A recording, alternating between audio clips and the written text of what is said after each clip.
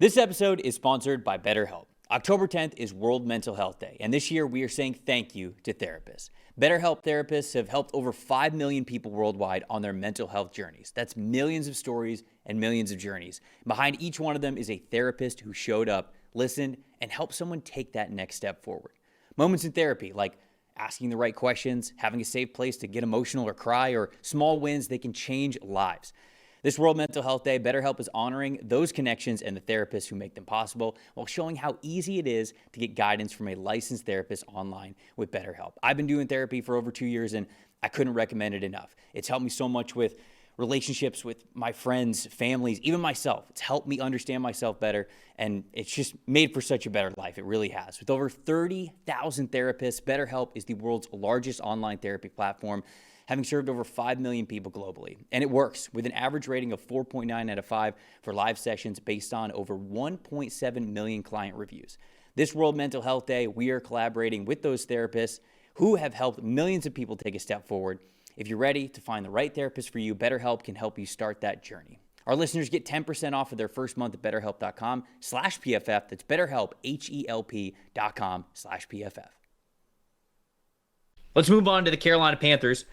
I think QJ in the chat said a little bit earlier, Panthers 40, Cowboys 17 was his official prediction there. Curious if you're going to tail him there on that one, Dalton. But where do you want to start talking? You want to start about the Cowboys or you want to talk about the Panthers? Well, we'll see if I tail him on the win. I can tell you I won't have it 40-17 one way or the other because I think it is a better football game than that. But no, I think what you have here is an interesting dynamic with both of these two defenses, okay? And I'll go on the Cowboys offensive side here, but these two defenses play the most zone coverage of any teams in the NFL. The Cowboys first, the Panthers second. So I'll go on Dak Prescott's side of this because he's just torn zone defenses apart this year. I mean, if you let him see what you're doing back there and you're just staring at him, he's going to beat you and he's going to throw through those windows. He has the second highest passing grade in the NFL against zone coverage at 92.4. He's completing 80% of his passes. 6 touchdowns is tied for first. 9 big-time throws is second most in the NFL behind Baker Mayfield against zone coverage. And we know the the Panthers a lot of weeks, they don't get a ton of pass rush against any team, but this Dallas team showed with their their injured offensive line, they can still pass protect a bit, and Dak Prescott's been one of the best passers in football under pressure anyway. So I think Prescott getting to stand back there against this pass rush and all this Ejiro-Evero zone coverage, it points to the Cowboys scoring a lot of points again. I mean, he's just raging hot. He's seeing the field so well, and he's making just about every throw you can imagine. Yeah, it's tough to bet against Dak right now, and spoiler, I'm not going to do it. Although I don't want to sell QJ short on predicting the Panther score. He said 45-17, Boy, not just 40. Just the unwavering confidence of that pick right there. I love it. Man, oh man, gotta have it. Coming off that thrilling win against the Dolphins. Why not hit the gas pedal? Keep pounding. So in that Week 5 matchup, the Panthers ran the ball really well. But we talked about this on the review show.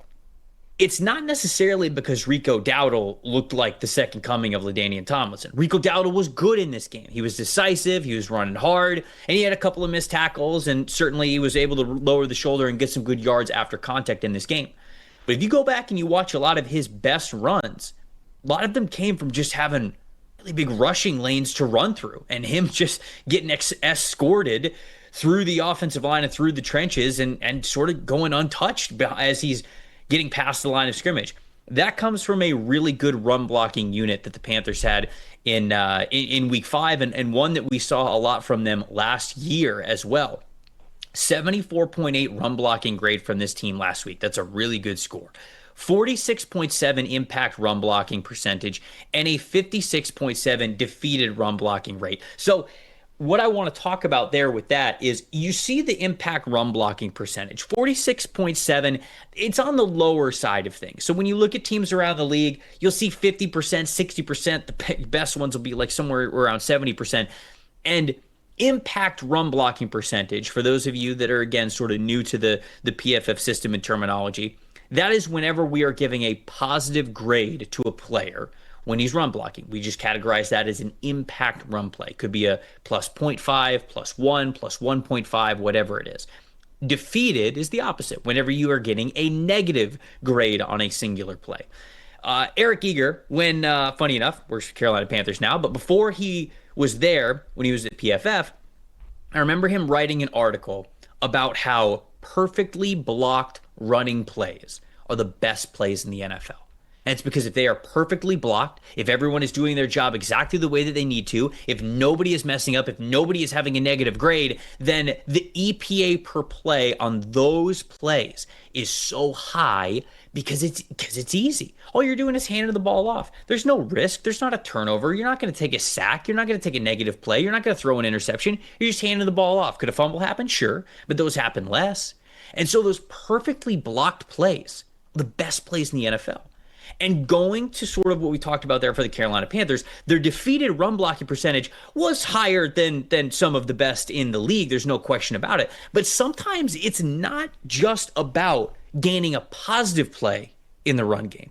Sometimes it's just about mitigating negatives. Just do your job. Just don't blow the play for the rest of the offensive linemen. And I feel like Carolina has been doing a pretty decent job of that early on this season, and they could even do a better job of it moving forward. And so I say all of that to say Rico Dowdle, the reason why his rushing grade wasn't, like a 95 last week is because the offensive line just straight up was not having a lot of negative plays in the run game. If they continue to do that, Carolina can continue to stay balanced on offense. Because, look, just a spoiler, I'm taking the Cowboys in this game because I'm taking the quarterback that I trust more.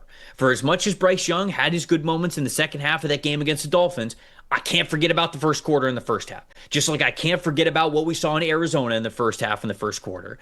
And that's just how Bryce Young has been so far this season. So with his ups and downs, and especially with the ups and downs coming from turnovers, I'm going to trust the guy who is more of an MVP candidate at quarterback in Dak Prescott. I'm saying Cowboys 27, Panthers 17, but the way the Panthers make this game a lot closer is if they're able to run the ball. I don't want to say as well because Rico Dowdle had 200 yards last week, but if they're able to run the ball efficiently the way they were last week, you keep Dak Prescott off the field and you score more points for your side on the scoreboard. And I think that's the formula for them. Can they do that again? Ultimately, though, I am still taking the Cowboys because I don't want to bet against Dak with how he's playing. I'm leaning Dallas also. I have it closer. I have it 27-24. I think we could get a high-scoring game because, look, the Dallas defense, say what you want for it last week, they were playing the Jets, right? It's still not a unit we can necessarily trust. So I think you do have two vulnerable defenses with two offenses with the opportunity to score a lot of points. And to your point about Carolina's run blocking, too, that's how they're going to have to win this game is having balance and Bryce Young making enough throws like he did last week. I was looking at actually prepping for the Detroit Lions game last night, and I was fully expecting to go into our impact run blocking numbers, and the Lions would be first. And they ended up second, and I looked at the first place team, and I'm like, for the season now, this isn't just last week, for the season, and I look at the first place team, and it's the Carolina Panthers. And I was like, oh, okay, they're really getting after it up front. And you mentioned in the defeated run block percentage for the season, they're 18th. So, good enough there, average level. It could be even better there. But to be leading the league in a category like that on a team that has two opening day starters out on their offensive line, it's been solid. So if they can continue to have balance, they can win this game. But I'm with you. The most reliable player on the field on either side is Dak Prescott. So I've got the Cowboys 27-24. QJ saying the Panthers defense shut down the Cowboys. They shut down the Falcons. They'll definitely destroy the Cowboys. I really don't know what to think about Carolina. There's times when I love what they've got out there, and there's times when they're super disappointing. I think that's been their season 5 weeks in. Or we're just making the mistake because they're playing at home, and maybe they'll just win all their home They're games. Undefeated at home. It's true. Maybe. I think it is going to be very quietly a fun game, though. I think where both offenses have a lot of chances to succeed.